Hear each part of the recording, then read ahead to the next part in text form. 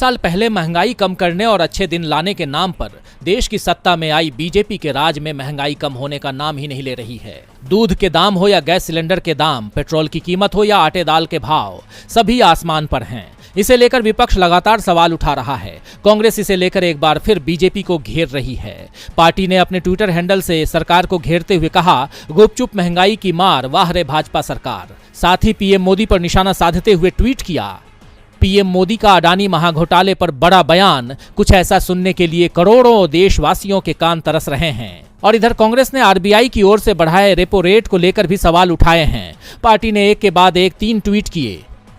RBI ने repo rate 0.25% बढ़ा दिया है।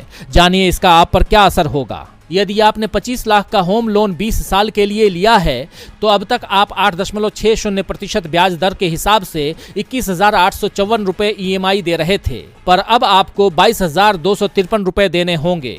मतलब आपको हर साल करीब 4,800 रुपए ईएमआई ज्यादा देनी होगी। अगर आपने 40 लाख का होम लोन 20 साल के लिए लिया है तो अब तक आप 8.60% ब्याज के हिसाब से 34,967 रुपए ईएमआई दे रहे थे, लेकिन अब आपको 35,604 रुपए देने होंगे, यानी साल में 7,644 रुपए ईएमआई अधिक देनी होगी। अगर आपने 50 लाख का होम लोन 15 साल के लिए लिया है, अब तक आप 8.60% ब्याज के हिसाब से 49,531 रुपए ईएमआई दे रहे थे, लेकिन अब आपको 50,268 रुपए देने होंगे। मतलब आपको साल में 8,844 रुपए ईएमआई ज्यादा देनी होगी।